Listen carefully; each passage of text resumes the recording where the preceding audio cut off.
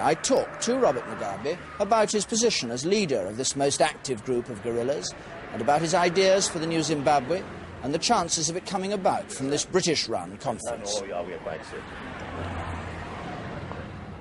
What kind of society do you want to see established in Zimbabwe after independence? I would like to see a society based on the principle of non-racialism. In other words, the present system whereby land is divided according to race, the economy is worked according to race, society as a whole is established on the principle of racial blocks. This I would like to see go. Do you want to see a fully socialist or socialized society? Oh, yes, surely. We are dedicated to socialism. This we have said. This every African delegation here has said. And we hope we will have a socialist state. Would the blacks, for instance, go on owning small farms and businesses? Well, one has got to allow here for a measure of adaptation of socialist principles. You cannot start off by taking control of everything, of any individual enterprise. You go to make some allowance for a start for some form of enterprise. Looking ahead, do you believe that Rhodesian majority rule involves free elections at some point? Yes, of course, why not? We are fighting for democracy. We would like to see a democratic state established in Zimbabwe.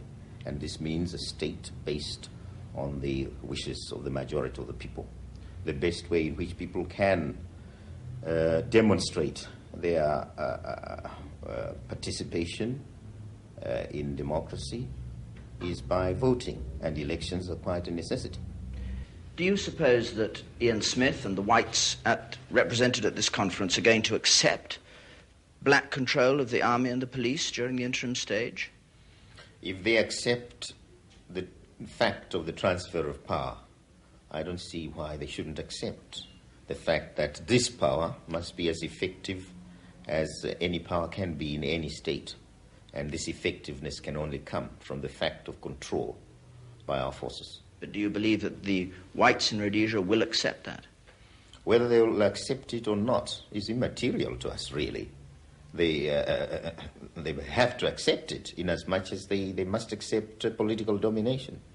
But surely it is material to you in the sense that if they don't accept it, this conference breaks down. Well, if it breaks down, it will have been because they are not prepared to transfer power fully to us. We want a total transfer of power. What role do you see for yourself in the future Zimbabwe? Well, for myself, I see a role assigned to me by my people, by my party first and foremost. Whatever my party asks me to do, I shall do.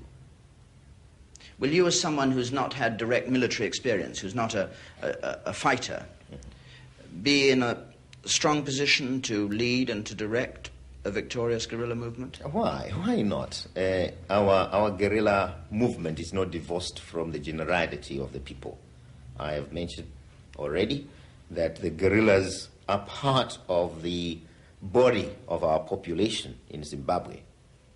The people who are fighting the war are, on the one part, trained people, on the other, untrained people. They all constitute the Zimbabwean army in a broad sense of the word. Some are feeding the guerrillas, some are showing them the way, some are raising foodstuffs and clothing for them. All these people are engaged in the struggle.